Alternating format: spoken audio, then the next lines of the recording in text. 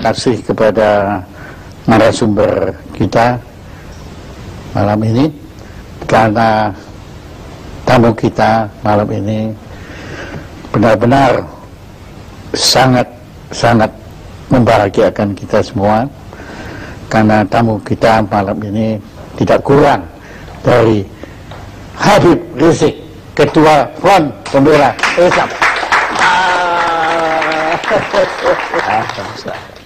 Sebelum kami mengundang Habib itu dan kami cerita kepada teman-teman kami, mereka semua terkagum-kagum. Dia bilang, hah, kok berani ngundang Habib Rizik? Ya kok berani, nggak takut? Saya bilang, saya ngaku, sebetulnya takut juga. Tapi setelah berjumpa waktu itu, kira-kira sebulan yang lalu, ternyata ketakutan kami itu tidak beralasan. Karena ketakutan kami kepada Front Pembela Islam itu, apalagi ketuanya, itu didasari oleh pemberitaan-pemberitaan media massa. Dan justru kami mohon pencerahan dari Habib. Kenapa kok sampai kita ini begitu ngeri, begitu takut? Jadi saya melihat memang, saya tidak katakan semua media, tapi banyak media-media yang tidak memberitakan Front Pembela Islam apa adanya. Jadi mereka hanya memberitakan ya sesuai dengan keinginan mereka. Saya berikan contoh. Bagaimana laskar-laskar FPI pada tahun 2004 ketika terjadi tsunami di Aceh, itu ada 1.300 laskar turun ke Aceh, bekerja di sana selama 4 bulan, itu mengevakuasi tidak kurang dari 100.000 mayat. 100.000 mayat. Itu satu pun media tidak ada memberitakan.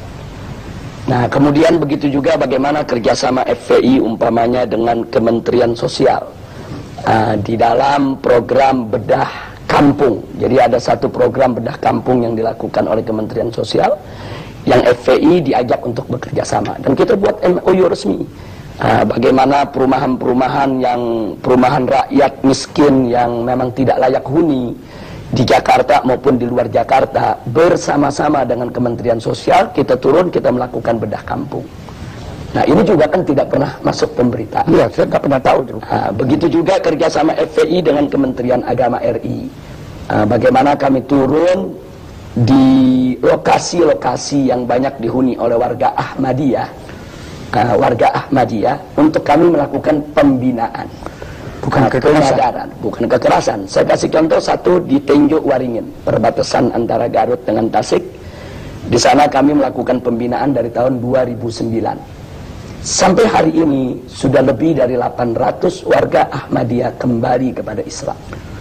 Nah, hal-hal semacam ini tidak ada yang dibuat oleh media.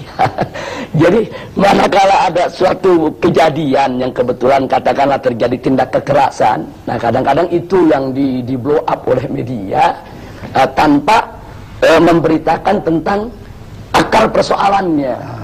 Nah, saya kasih contoh satu kejadian di tahun 2001. Itu ada kejadian di kota Jakarta ini, ada satu tempat pembinaan olahraga biliar yang dikelola oleh KONI pusat, tapi ternyata disalahgunakan oleh kelompok-kelompok masyarakat tertentu untuk ajang perjudian, penyebaran ekstasi, dan ajang prostitusi. Nah, kita sudah melakukan berbagai macam pendekatan ke KONI, ke Pemda DKI, laporkan ke polisi, sampai 2 tahun itu tidak ada tindakan, sementara masyarakat setempat sudah resah.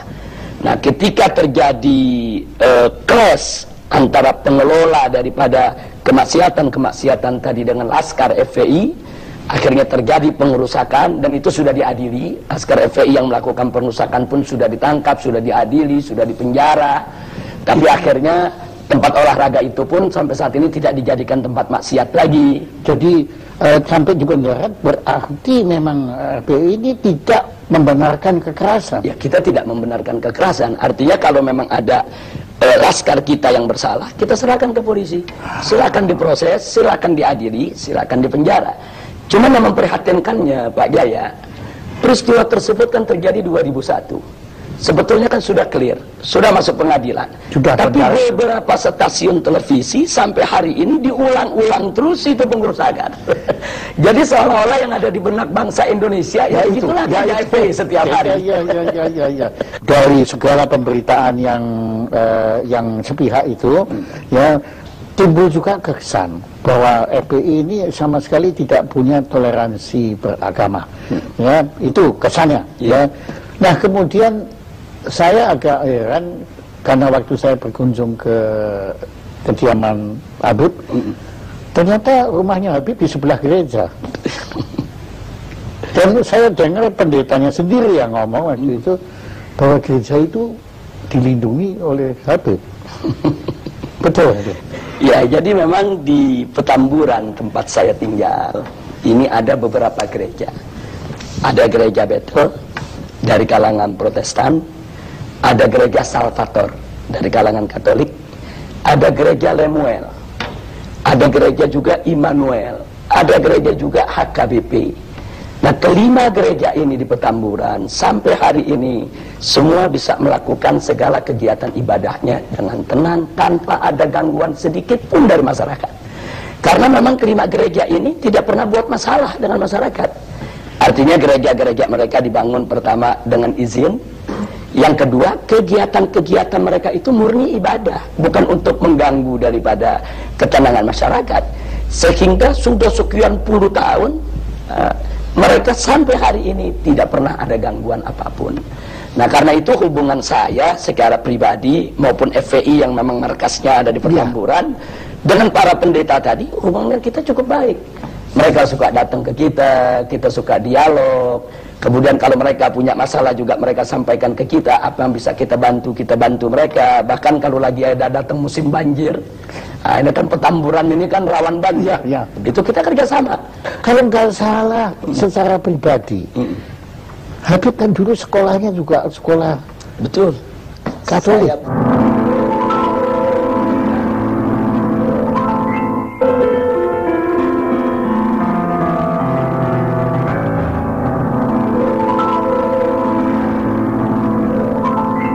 Saya di SD negeri di Petamburan, dan waktu saya SMP Kristen Bethel.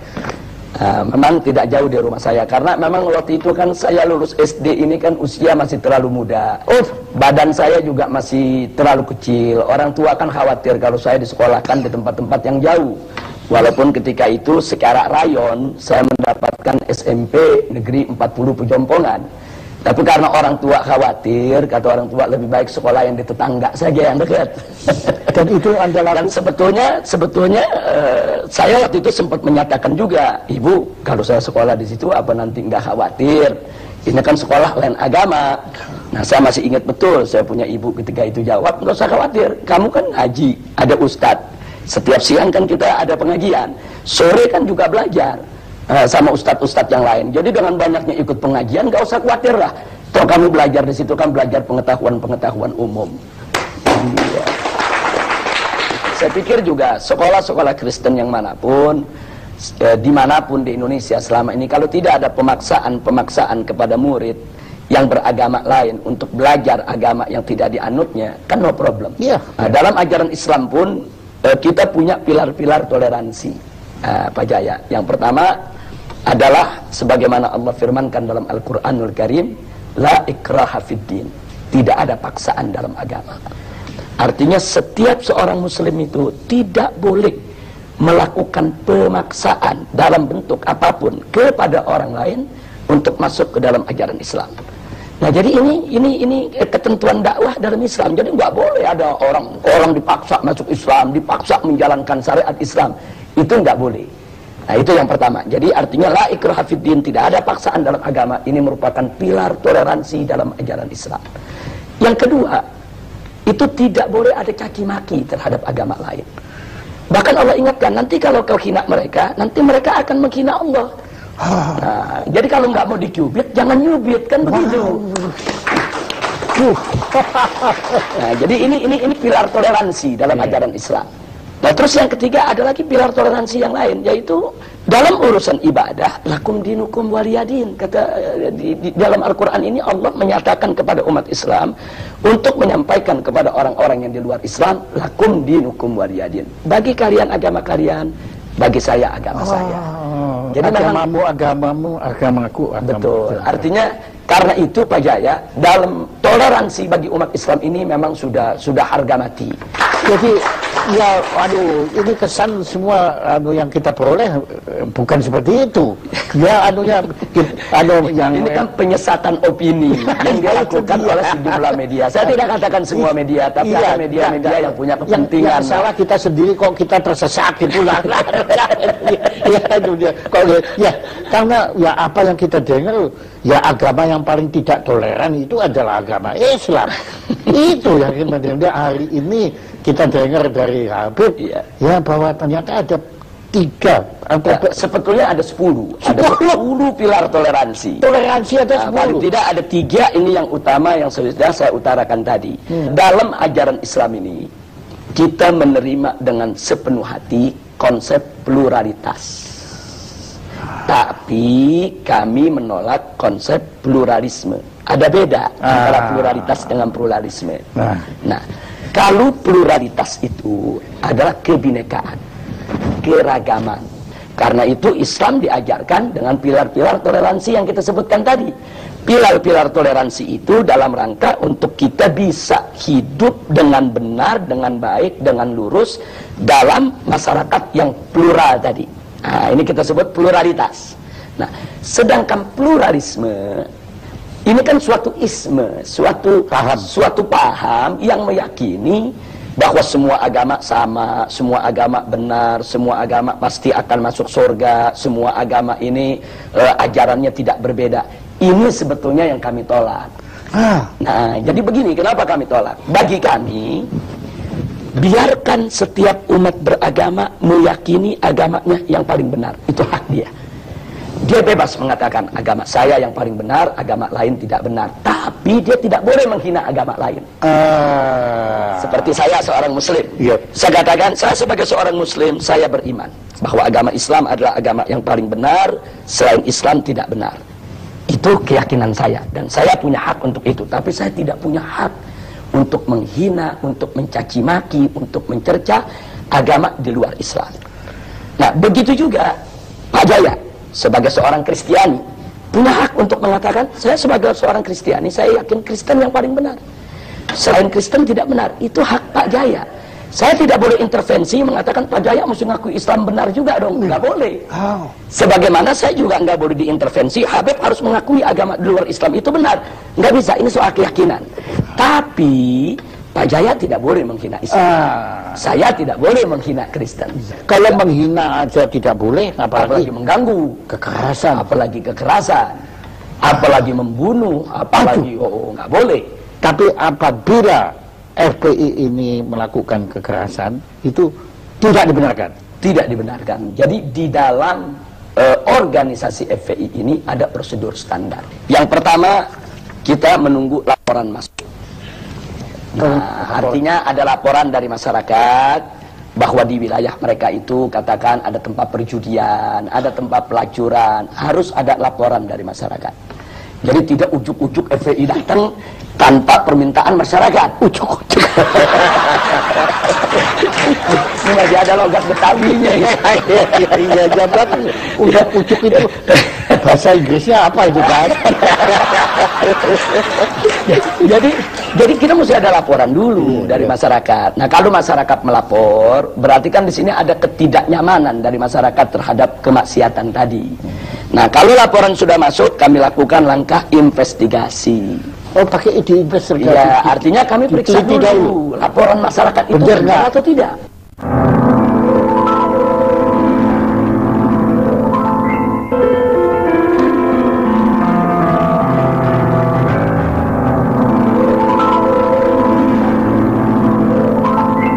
Kita himpun data, apa itu dengan film, apa dengan foto, kita himpun data. Jadi betul-betul terbukti kalau di sana memang sesuai dengan laporan masyarakat tadi. Iya, jadi makin tidak ujuk-ujuk gitu. Betul. Nah, kemudian setelah itu masih ada langkah ketiga. Setelah data terkumpul, kami lakukan pemetaan wilayah. Oh, Nah, maksudnya pemetaan wilayah begini. Kalau mayoritas masyarakat di wilayah tersebut setuju dengan tempat maksiat tadi, mungkin ada anaknya yang bekerja di sana, mungkin ada warganya yang jadi tukang parkir di sana, itu diperhitungkan. Itu namanya pemetaan wilayah. Nah, andai kata masyarakat di sana masih mendukung tempat maksiat tadi, maka kami sebut wilayah dakwah.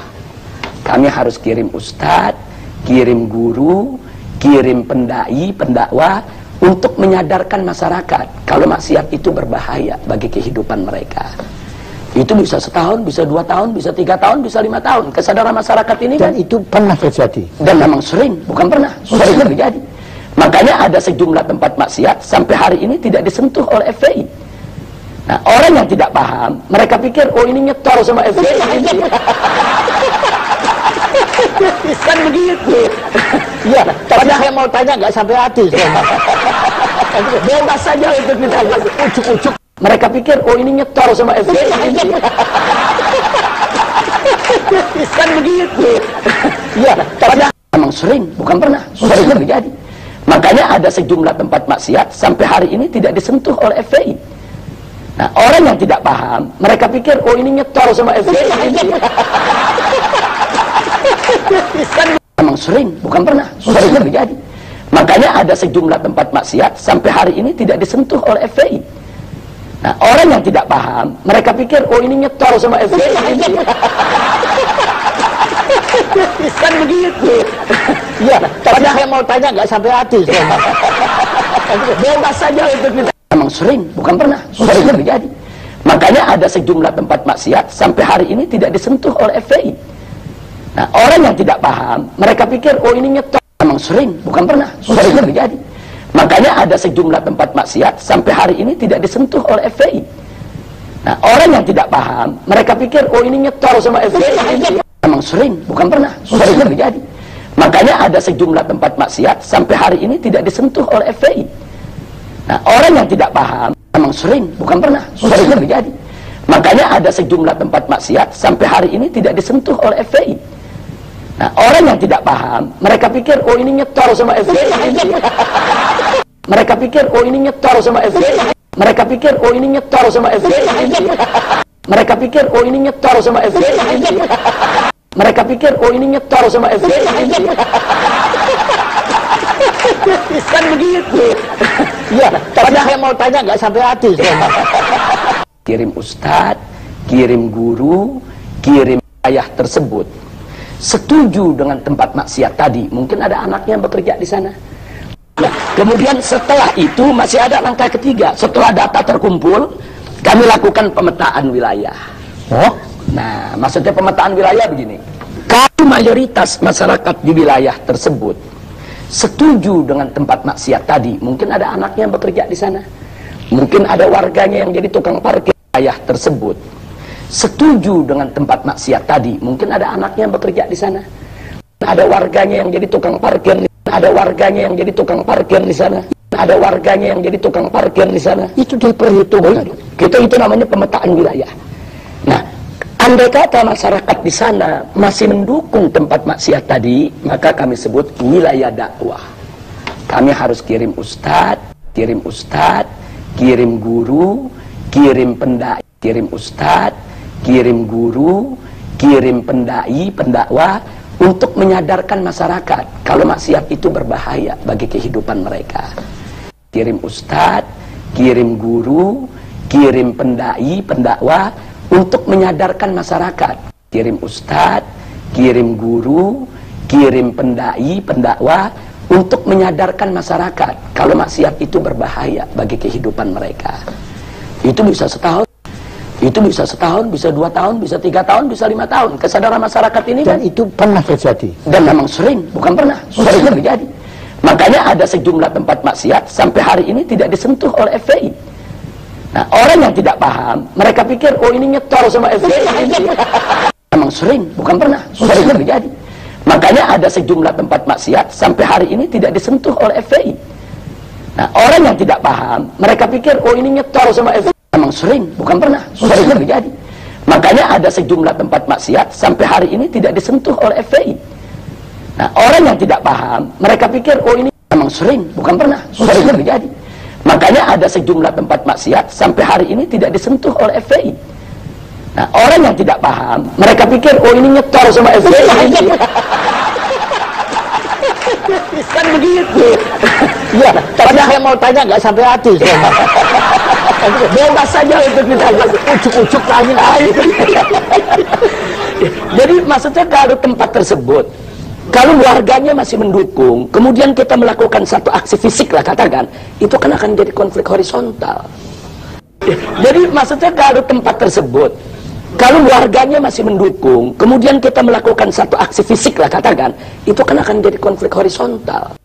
Jadi maksudnya kalau tempat tersebut, kalau warganya masih mendukung, kemudian kita melakukan satu aksi fisik lah katakan, itu kan akan jadi konflik horizontal antara FPI dengan masyarakat, Pak Jaya. Dan itu dihindari. Dan itu tidak boleh. Kalau setelah kami investigasi, ternyata masyarakat mayoritas memang nggak suka dengan maksiat tadi.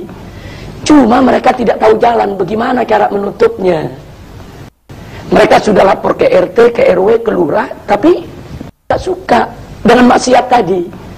Cuma mereka tidak suka dengan maksiat tadi. Cuma mereka tidak tahu jalan bagaimana cara menutupnya. Mereka sudah lapor ke RT, ke RW, ke lurah, tapi tidak membuahkan hasil. Nah, ini kami sebut wilayah hisbah. Artinya dukungan masyarakat kan kita sudah dapat. Nah, tinggal bagaimana menuntun masyarakat tadi untuk menutup tempat maksiat tadi. Bagaimana cara kami tuntun? Kami bawa mereka ke tingkat yang lebih tinggi. Kami bawa ke camat, kami bawa ke gubernur, kami bawa ke DPRD untuk dialog. Kami ajak mereka untuk mendemo secara damai, kirim surat, kumpulkan tanda tangan masyarakat yang minta itu ditutup. Nah, manakala aparat sudah turun, tutup, karena tekanan masyarakat begitu kuat, tugas FPI selesai. Makanya saya pernah dengar Habib bilang, kalau tidak ada maksiat, kan bilang Ya. diminta FPI dibubarkan. Iya. Habib bilang apa waktu Ya, itu? jadi kalau maksiat itu sudah tidak ada di Republik. Makanya saya pernah dengar Habib bilang, kalau tidak ada maksiat, kan bilang Ya. diminta FPI dibubarkan. Iya. Habib bilang apa waktu Ya, itu? jadi kalau maksiat itu sudah tidak ada di Republik ini, pemerintah menegakkan hukum secara benar, FPI bubar sendiri.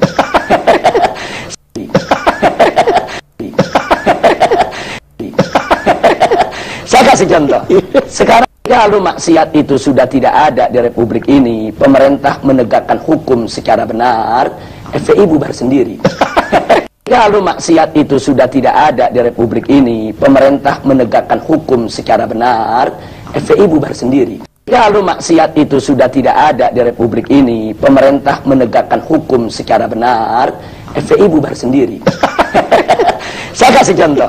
Sekarang yang namanya judi kan ada undang-undang yang melarang. Iya, iya. Yang namanya pelacuran kan ada undang-undang yang melarang. Iya. Yang namanya minuman keras kan juga ada aturannya semuanya.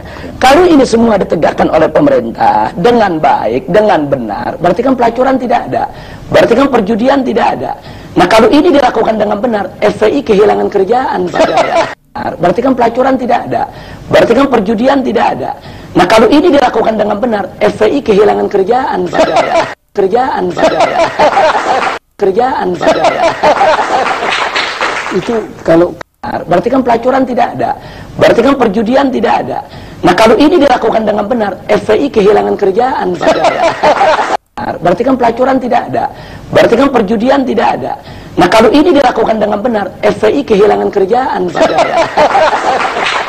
itu kalau kami boleh tahu itu kasusnya apa yang Habib sampai masuk penjara itu? Yang di penjara itu pertama waktu tahun 2003. Oh, yang pertama? Ya, 2003 Ya. itu sebetulnya simpel saja. Saya diundang dialog macam ini di sebuah stasiun televisi. Oh iya.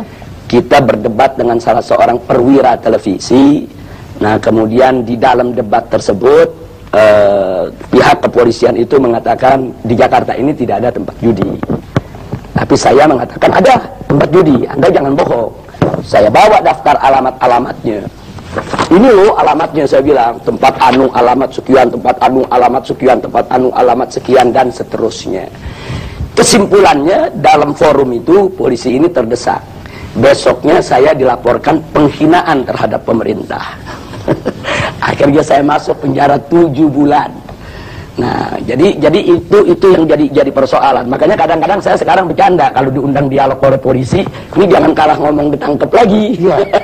Kalau kita dialog kemudian orang kalah ngomong kita dituntut kan repot Pak Jaya. Ya, untungnya saya bukan polisi ya.